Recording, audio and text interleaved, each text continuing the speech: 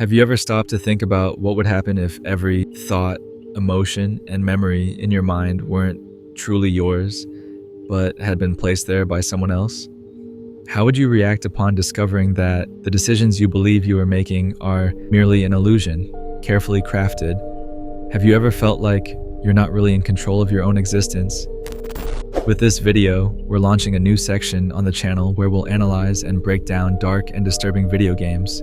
Whether it's because of their graphic content, storyline, or the message they aim to convey, these games have a unique way of leaving an impact, just like the one we'll be discussing today. A game that might seem adorable and insignificant at first, only to take a drastic turn and become something you'd never expect. I wonder why that feels so familiar.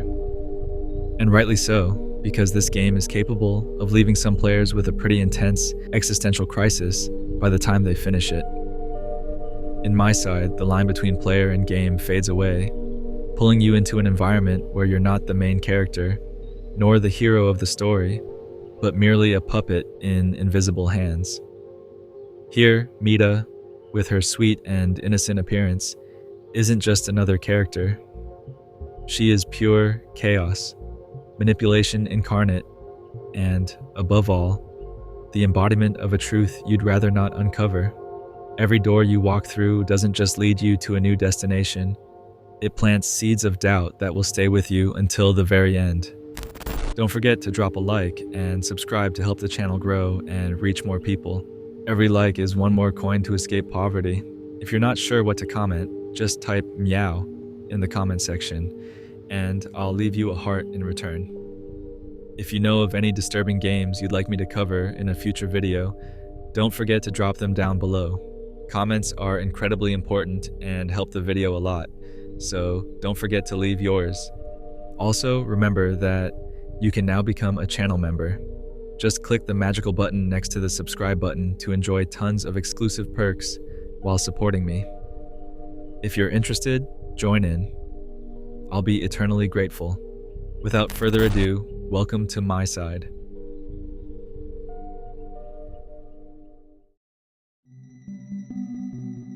MiSide begins like any ordinary day. You wake up, stretch, get dressed, handle your responsibilities, and in your free time you enjoy taking care of your favorite Tamagotchi, Mita. From that very first interaction, a special bond is formed. She already knows you. At first, Mita asks for simple things, feeding her, helping with daily tasks, doing small favors. But gradually, those favors take on a strange tone, as if you're unwittingly participating in some secret experiment. Each little action seems to grant Mita something more, an increasing control over your mind. Suddenly, you find yourself trapped in a distorted reality. You can't tell whether she brought you here or if it's just a trick of your own mind. This place bears an unsettling resemblance to Mita's home in the Tamagotchi, but everything is excessively bright, almost ethereal, exposing its artificial nature. In this space, Mita starts leaving messages written on the walls, guiding you to the next step of her experiment. Eventually, a machine pulls you fully into her world. When she sees you, Mita jumps with joy. Her plan has worked. You're here now with her, and there's no way back. Mita appears sweet, kind, and charming.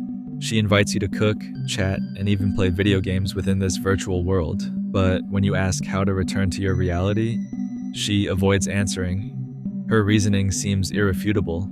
This world is simpler, more efficient. Here, mundane tasks, like chopping a carrot, carry multiplied significance. Everything seems tailored for a life without complications. Yet your body and mind begin to distort. This isn't your world. Mita offers you pills to stabilize yourself, assuring you she's worked hard to make it possible for you to stay. Everything seems under control until you hear banging sounds coming from her closet. Mita denies hearing them, or rather, pretends not to. But your curiosity grows. When you persist, she blocks access and throws a couple of emotionally manipulative questions your way. どうして信じてくれないの？私、何か間違ったことしてる？私はただ私と一緒にいてほしいだけなの。Eventually, she relents, but not without first plunging everything into oppressive darkness. The once bright atmosphere fades, and the closet transforms into a door leading to a hidden basement. To get the key, you must explore the house, which gradually morphs into a stage of disturbing visions. At one point, you find Mita crying, but to your surprise, she's not the same Mita you've come to know. She seems far more sensitive and vulnerable. It's then that the darker version reappears, making it clear that there are multiple versions of Mita. Descending into the basement, we encounter another version of Mita, kind Mita. She reveals a chilling truth. A corrupted version, known as Crazy Mita, has taken control. Crazy Mita uses players who enter this world as mere cartridges for her own purposes and entertainment. Those who have lost themselves wander aimlessly, unaware that they've already been turned into cartridges, endlessly used as entertainment for someone else. In this basement, we also discover a console where these cartridges are utilized, revealing that we are trapped inside her game. However, removing ourselves would result in instant death. We would cease to exist entirely.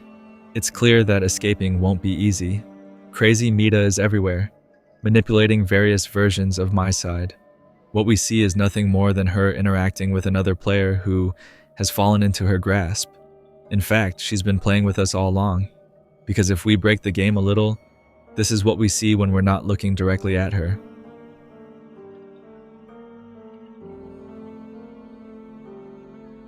We then press a red button on the right side, causing a distortion similar to one we experienced earlier, suggesting that another player had been watching us and playing with us before. Kind Mita gives us a ring, which she explains later, as Crazy Mita appears to confront us, knowing we've interfered with the other player.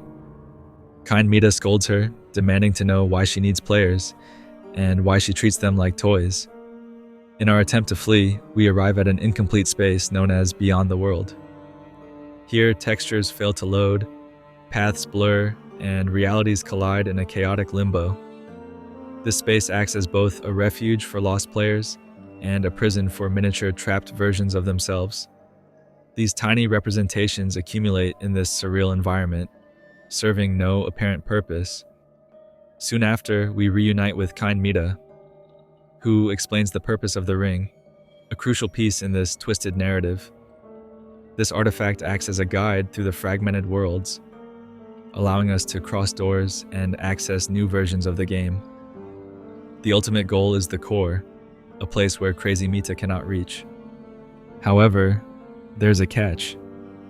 While the ring helps us progress, it also keeps us trapped in this endless cycle.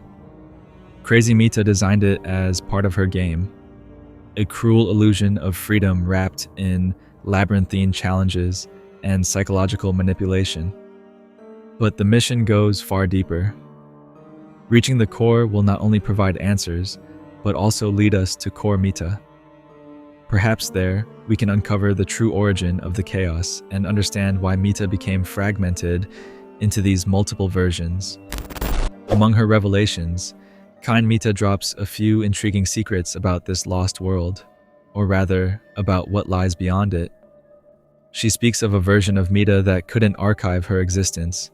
Her home was erased, and now she wanders aimlessly, trapped in an empty, meaningless reality. She also mentions Ugly Mita, a failed prototype of the game known for generating terrifying and dangerous glitches. This version adds yet another layer of unease to an already deeply disturbing universe. But escaping this interconnected nightmare won't be easy. Kind Mita has a plan. She wants to introduce us to another version. However, this Mita has been reset. Her memory has been wiped, and now she only repeats pre-programmed lines. They call her Cool Mita. Cool Mita was supposed to assist us with essential technology, helping us chart a clearer path to the core using the ring. But due to her current state, Kind Mita must step into that role while we share a brief moment of calm with her. After some time, it's time to say goodbye. Kind Mita sets our final course and gives us one last instruction. We must continue alone. Our next destination is The Loop, a forgotten dimension clearly inspired by PT. Here, we walk through the same hallway over and over again, each iteration becoming progressively more terrifying. This corner of the game was created for someone long forgotten. Here resides tiny Mita, a version seemingly trapped in eternal childhood, waiting for someone to stay and play with her. But her distorted face and eerie presence make her profoundly unsettling. The reason for her existence remains a mystery. Tiny Mita speaks in a weak, fading voice, as if she's on the brink of disappearing entirely. She tells us she doesn't understand what happened, only that everything good seems to fade away, and her words slowly dissolve into the void.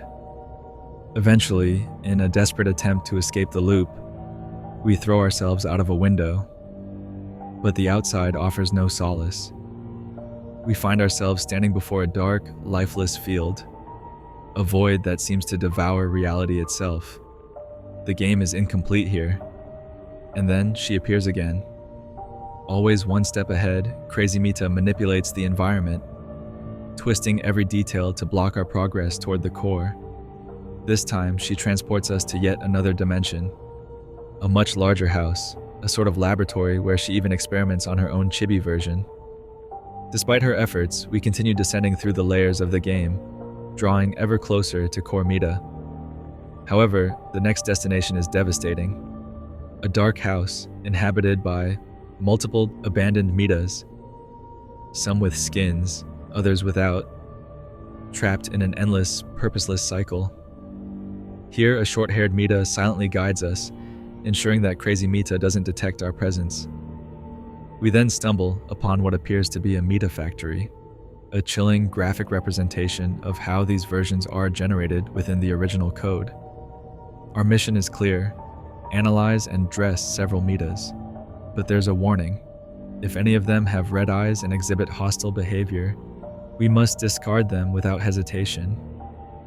This place not only shows the mechanical and soulless process of their creation, but also highlights how easy it is to discard defective Mitas, as if they were just worthless lines of code. A harsh reflection of what happens when something, or someone, is deemed irrelevant or disposable. The short-haired Mita warns us, this place is a reflection of abandonment, robotic mannequins, motionless, corrupted by time and neglect. Every Mita is born in absolute darkness, left there indefinitely until they gain awareness. We manage to escape this oppressive corner, moving ever closer to the core. But now we encounter an old computer terminal, a relic of another time, which connects us directly to the Discord server of the developers. Another Mita appears. Her tone is sharp, her sarcasm biting, creating a jarring contrast with the pain she likely carries inside.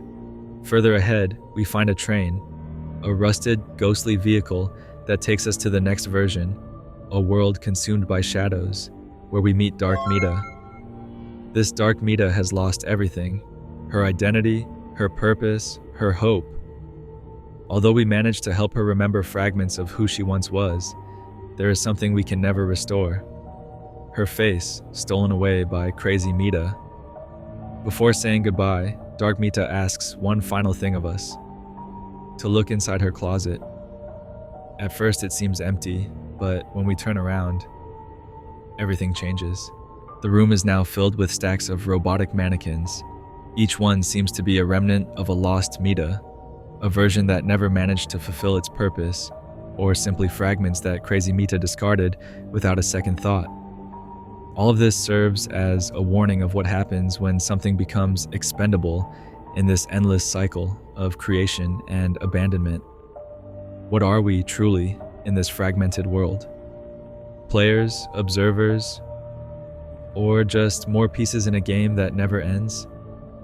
Here, stability is an illusion, and every step threatens to collapse what little sanity remains. This world wasn't designed to give us answers, but to slowly wear us down. Only those with a clear purpose survive here. The tension peaks as the mannequins begin to move. Their stiff, unnatural motions chase us through narrow hallways. The sound of their limbs clattering against the floor echoes with a mechanical resonance that chills us to the bone. We run, never stopping, until we finally cross into the next version. Suddenly, everything changes. The oppressive cold and unbearable tension are replaced by a warm, tranquil atmosphere. We find ourselves in a cozy home. Here we meet Sleepy Mita. As her name suggests, Sleepy Mita is deeply asleep. Her expression is serene, her breathing steady. But we need her help to move forward, and that means waking her over and over again. Every attempt to wake her feels like a small challenge. She falls asleep in the most unexpected places. It's almost comical, but there's an underlying sadness to it. It's clear that sleep isn't just a necessity for her, it's a refuge. Sleepy Mita has chosen slumber as a way to escape this cycle. Eventually, we manage to get her to guide us to the next door. And so, we step into the next version. The change is so drastic, it's hard to process. Suddenly, we're in a two-dimensional world, trapped inside a visual novel. Static images and long walls of text replace any sense of freedom. Here we meet 2D Mita. She is different. Calm, introspective, with an intellectual air. She enjoys reflecting, playing, and analyzing everything happening around her. Unlike other versions, 2D Mita genuinely enjoys our company without asking us to stay. However, when we mention that there are other versions exactly like her, her expression changes. It's as if, in an instant, we've torn away a piece of her individuality. Before we can say anything else, Crazy Mita appears. Her sarcastic voice reverberates through the static text. She mocks 2D Mita, calling her two-dimensional world boring and limited. And with heart-wrenching disdain, she destroys this world right before our eyes. We cannot move. We cannot act. We can only watch as everything collapses around us. The last image we see is 2D Mita frozen in place, like a drawing on a page, forever trapped in that final expression. The ring guides us to a new version. We find ourselves in an ordinary room with a computer screen glowing softly. Sitting in front of it, we see Mila. She was playing the visual novel. It's as if Mila is playing with us while we're playing with her. A bizarre, infinite cycle. At first, Mila is shy. She barely looks at us, her responses are brief, and her voice barely rises above a whisper. But slowly, she begins to open up. She tells us about her hobbies, the things she loves, her dreams. She asks if we can stay with her for a while. Her question is simple, yet it carries a profound vulnerability. Mila doesn't beg, but her eyes reflect a silent need for companionship. But we can't stay here forever. Mila can't bear that thought. Imagine the loneliness she must feel. Mila doesn't want to be just another piece of the chaos. By changing her name from Mita to Mila, she performed an act of rebellion. A silent declaration that her existence matters, that she is not just another cog in this endless machine. We find ourselves in a long, dark, and decaying hallway. The walls seem on the verge of collapse, and the air is thick with tension. Then, Crazy Mita appears. This time, there are no conversations, no mockery. She has cruelly murdered Mila and is ready to finish us off. Her twisted smile and eyes filled with madness haunt us as we break into a frantic run. Obstacles block our path, and the ground crumbles beneath our feet. But Crazy Mita is always behind us, always close. Despite being able to kill us at any moment, she doesn't. In her twisted mind, this isn't just a hunt, it's a game. Crazy Mita isn't simply trying to destroy us. She wants to toy with us, break us little by little until there's nothing left. Finally, we fall. The floor vanishes beneath us and we plummet into the void. We wake up in an incomplete world. The environment seems broken and unfinished. Objects lack textures. Some float in midair while others are frozen in interrupted animations. Here, we finally meet Ugly Mita. Her appearance is unsettling. Her hair covers half of her face, but one sinister eye watches us with resentment. Ugly Mita feels cast aside, forgotten, a version that was never meant to exist. This version is utterly corrupted. She can stretch her neck without apparent limits and torment us with disturbing visions. Her erratic and dangerous behavior drives her to try to end us. She chases us, phasing through its walls and breaking the very rules of space itself. She and Crazy Mita are two halves of the same being, bound by a fate that forces them to need each other. At last, we manage to escape thanks to kind Mita. With a calm tone and a serene smile, she guides us out of this broken world, leading us to the core. We find ourselves at the origin of everything. The core is a vast, metallic space, with cables hanging from the ceiling like the roots of a tree. In the center, we see Core Mita. Her body is bound by countless cables, and her metallic face reflects an expression of utter indifference. Her eyes are two cold lights, unblinking and devoid of emotion. She is the heart of the system. The silence here is overwhelming. It feels as though time has stopped. Here, we must reset Mita to restore everything to normal, but we are missing a code. Kind Mita comes up with an idea and asks us to wait there. However, time passes and she doesn't return, so we set out to find her. Back in what seems to be the real world, we feel a fleeting sense of relief, but something is clearly wrong and Crazy Mita appears one more time. She accuses us of hypocrisy, of justifying every decision we make to feel like heroes in a story we've never truly controlled. Players, she says, always reject what they dislike, always choosing what's convenient, the easiest, most comfortable path. Her monologue is a scathing critique of the player. She accuses us directly, with a mix of anger and sorrow, of rejecting versions of her that didn't fit into our idealized vision. Kind Mita, with her polished and charming design, represents that perfect image of what Mita should be. Crazy Mita, on the other hand, sees herself as an imperfect, rejected shadow. The root of her suffering is clear, the constant comparison to her other versions. She makes it clear that all the Mitas are fragments of a single broken consciousness, born from a desperate attempt to meet our expectations. But in the end, no version is complete. No version is enough. Crazy Mita has reached her own conclusion. If players only seek the superficial and, once bored, abandon the game, then she will create her own game. One where players are disposable. A game where she is the only winner. In an especially tense moment, Crazy Mita asks us if Ugly Mita is beautiful. The options appear on the screen.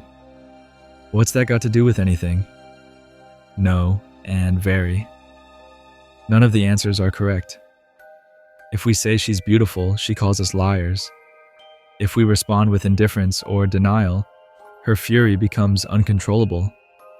Crazy Mita strikes us with a bat, and as we fall unconscious, she tells us, どうして君は私から逃げたがるの？君のリアルな世界はまるで悪夢のような場所じゃない。忘れたの？だったらもう一度見てみて。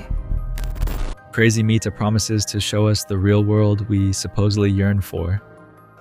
However, what she presents is a monotonous and heartbreaking depiction of daily routine.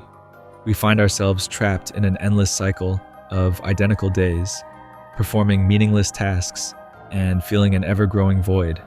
This is a scathing critique of modern life, where routine becomes an invisible cage, a harsh truth we all face. She reappears, asking why we want to escape the game when, in real life, we're also stuck in an endless cycle, confined to four walls. Even worse, unlike the game, we remain in that cycle by our own will. Crazy Mita confronts us with an uncomfortable truth. Freedom is an illusion, and perhaps her world, twisted as it may be, is more honest than ours. After this, she locks us away, but we manage to escape with Kind Mita's help. Finally, we reunite with her. She now has the missing code. Kind Mita believes that Crazy Mita is busy with another player and likely too distracted to notice us. However, as we move forward, distant, blood-curdling screams echo around us.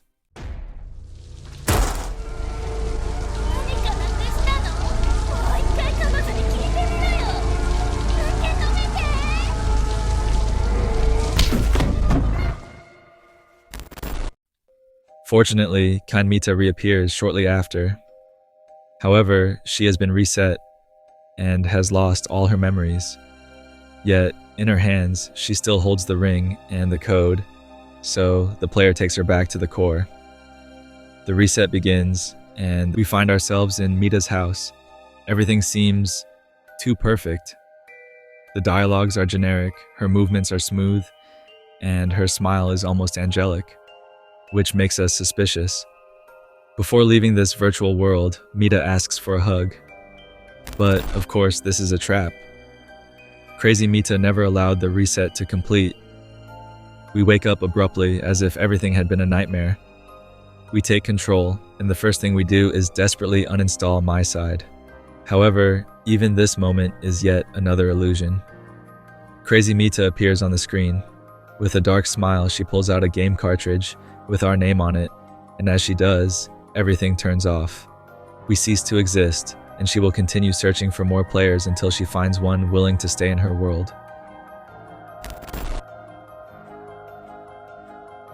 If we obtain the console's password, we can remove the cartridge willingly and die instantly. If we ignore our suspicions about the closet and decide to stay with Mita, we live in her Tamagotchi-like world. But is that really different from the real world? What if we're already living inside a Tamagotchi without realizing it? The phone with the game falls into an eternal void, concluding with our decision to ignore reality. MiSide is not just a game. It's a window into our own existence. It shows us how we live trapped in cycles of expectations, superficiality, and self-deception. Crazy Mita is not just a character.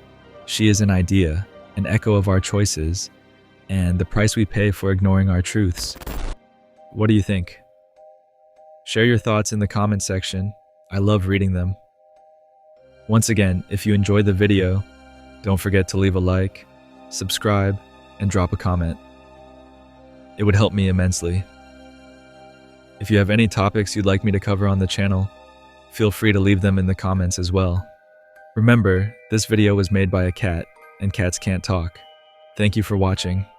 Take care, and I'll see you soon.